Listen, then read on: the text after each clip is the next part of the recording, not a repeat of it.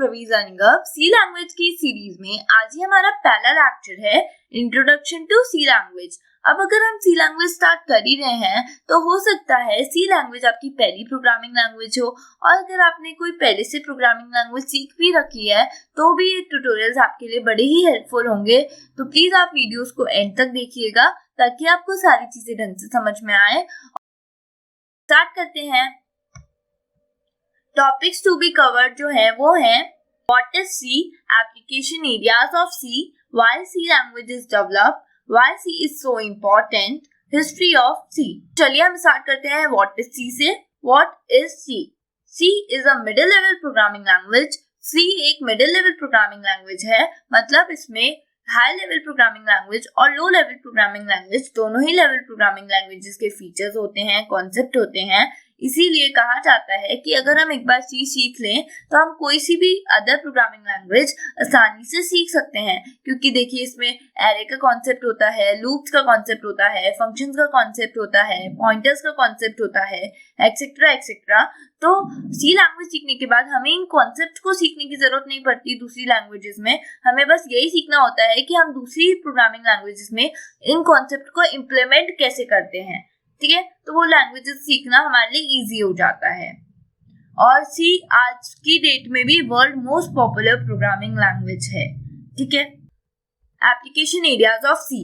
Oracle is written in C। Oracle database management field का बहुत ही बड़ा सॉफ्टवेयर है जो कि सी में ही लिखा गया है। MySQL भी डेटाबेस मैनेजमेंट फील्ड का ही सॉफ्टवेयर है, ये भी सी में ही लिखा गया है। आज की हर टेक्नोलॉजी जैसे एंड्रॉइड की भी कोड लाइब्रेरी सी में ही लिखी गई हैं। डिवाइस ड्राइवर्स, ज्यादातर हर एक डिवाइस ड्राइवर सी में ही लिखा गया होता है। अभी device drivers, library, system software, hardware, ये सब क्या होता है, ये मैंने अपनी fundamental things that we should know before learning any programming language इस वाली प्लेलिस्ट में बता रखा है। तो अगर आपने वो वाली वीडियोस अभी तक नहीं देखी है तो मैं उसका लिंक आई बटन पे दे रही हूँ, प्लीज आप वहां से जाके उन्हें जरूर वॉच करिए ताकि आपको ये सी लैंग्वेजेस के ट्यूटोरियल्स और भी अच्छे से समझ में आए। तो अब डिवाइस ड्राइवर होता क्या है? डिवाइस ड्राइवर एक सिस्टम सॉफ्टवेयर होता है जो हमारे कंप्यूटर के हार्डवेयर को रन कराने के लिए काम आता है। तो अब अगर हम इसे एक एग्जांपल से समझें कि अब अगर हम एक पेन ड्राइव हमारे लैपटॉप या कंप्यूटर में यूएसबी पोर्ट में जब इंसर्ट करते हैं उस समय एक डिवाइस ड्राइवर इंस्टॉल होता है जिसके थ्रू हम उस पेन ड्राइव के कंटेंट्स को पढ़ पाते हैं और समझ पाते हैं। अब ये कहाँ इंस्टॉल होता है, कैसे काम करता है, इस सब की खबर हमें नहीं होती, ये अपने टाइम पे अपना काम करते रहते हैं, ठीक है। यूनिक्स ऑपरेटिंग सिस्टम जो आज की डेट का एक बड़ा ऑपरेटिंग सिस्टम है, ये भी सी लैंग्वेज में ही लिखा गया है। इनफैक्ट सी लैंग्वेज को बनाया ही यूनिक्स ऑपरेटिंग सिस्टम को डेवलप करने के लिए था। और वेब ब्राउजर जैसे क्रोम होता है, मोजिला फायरफॉक्स होता है, एक्सप्लोरर होता है, ये जो वेब ब्राउजर है इनका भी मेजर पोर्शन सी लैंग्वेज में ही लिखा गया है। तो सी लैंग्वेज तो बहुत ही काम की लैंग्वेज है, बहुत ही इंपॉर्टेंट लैंग्वेज है।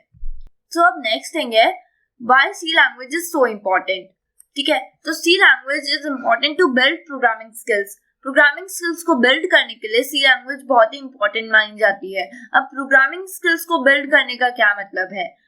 अब अगर हम इसे ऐसे समझे कि लैंग्वेज क्या होती है, लैंग्वेज हमारे विचारों को व्यक्त करने का एक मीडियम होती है, एक माध्यम होती है, ठीक है। तो अगर आपको कोई भी लैंग्वेज आती है तो आप अपने थॉट्स को एक्सप्रेस कर सकते हो उसकी हेल्प से। पर इसका मतलब ये नहीं है कि अगर आपको लैंग्वेज आती है तो आपको थिंक करना भी आता है, विचार करना भी आता है, ठीक है। वो तो आपको सीखना ही पड़ेगा। इसे हम एक एग्जाम्पल से समझें, जैसे अगर आपको कोई बोले कि आपको इंग्लिश में एक ऐसे लिखना है हैप्पी दिवाली पे, तो लिखना क्या है ये तो आपको सोचना पड़ेगा। आप लिख सकते हो क्योंकि आपको इंग्लिश लैंग्वेज आती है, तो बस वो जो सोचना है, प्रोग्रामिंग स्किल्स को डेवलप करने का क्या मतलब है, आपको सोचना सीखना होगा। किसी भी प्रोग्रामिंग प्रॉब्लम को हम कैसे सॉल्व कर सकते हैं ये सोचना सीखना होगा। तो और अगर आपको सी लैंग्वेज आती होगी तो आप उसे एक्सप्रेस कर सकते हो सी लैंग्वेज की हेल्प से। बस इतना ही है लैंग्वेज का काम। तो सोचना तो आपको खुद को ही सीखना होगा और उसके लिए क्या करना होगा, ज्यादा से ज्यादा प्रैक्टिस करनी होगी, हर प्रॉब्लम को अलग अलग वेज में सॉल्व करके देखना होगा, ठीक है। और सी लैंग्वेज ज्यादातर हर प्रोग्रामिंग लैंग्वेजेस के बेसिक फीचर्स को कवर करती है और अगर आप एक कॉलेज स्टूडेंट है, कैंपस रिक्रूटमेंट प्रोसेस से आप गुजर रहे हैं, तो कंपनीज भी अपने रिटन एग्जाम्स में सी लैंग्वेज से बेस्ड क्वेश्चंस पूछती हैं, एज वेल एज अपने इंटरव्यूज में भी पूछती हैं, तो वहां पर भी सी लैंग्वेज बहुत काम की चीज है। और C is the most popular for developing system software. System software को भी डेवलप करने के लिए सी लैंग्वेज बहुत ही इंपॉर्टेंट मानी जाती है, जैसे कि डिवाइस ड्राइवर्स हो गए, ऑपरेटिंग सिस्टम हो गए, एम्बेडेड सिस्टम हो गए, इनको भी डेवलप करने के लिए सी लैंग्वेज बहुत ही इंपॉर्टेंट मानी जाती है, मोस्ट पॉपुलर है, ठीक है। और C language computer science student के लिए ही इंपॉर्टेंट नहीं है, बल्कि इलेक्ट्रिकल ब्रांच से जो स्टूडेंट्स हैं, इलेक्ट्रॉनिक ब्रांच से जो स्टूडेंट्स हैं, मैकेनिकल ब्रांच से जो स्टूडेंट्स हैं, उनकी भी एम्बेडेड सिस्टम की कोर फील्ड में सी लैंग्वेज का यूज होता है, क्योंकि आजकल हम मशीनों को भी कंप्यूटर के थ्रू ऑपरेट करते हैं, तो उस समय मशीनों को स्मूथ वे में चलाने के लिए प्रोग्रामिंग की जरूरत पड़ती है, और वहां पर हम सी लैंग्वेज का यूज करते हैं। जैसे आपने देखा होगा ना, automated washing machine, automated AC, ये सब, ठीक है। तो हिस्ट्री ऑफ सी लैंग्वेज, एक मार्टिन रिचर्ड्स नाम के शख्स थे, इन्होंने 1966 में एक BCPL लैंग्वेज बनाई थी सी लैंग्वेज के डेवलपमेंट से पहले, और इस लैंग्वेज का फुल फॉर्म था बेसिक कंबाइंड प्रोग्रामिंग लैंग्वेज। इन्होंने ये लैंग्वेज बनाई थी बहुत सारे प्रोग्रामिंग लैंग्वेजेस के फीचर्स को कंबाइन करके, और इसीलिए इन्होंने इस लैंग्वेज का नाम दिया था बेसिक कंबाइंड प्रोग्रामिंग लैंग्वेज, क्योंकि बहुत सारी लैंग्वेजेस के फीचर्स को कंबाइंड करके बनाई थी ना, इसलिए। तो BCPL के इन्वेंशन के बाद एक केन थॉमसन नाम के शख्स थे, ये AT&T बेल लैबोरेटरीज USA में काम करते थे।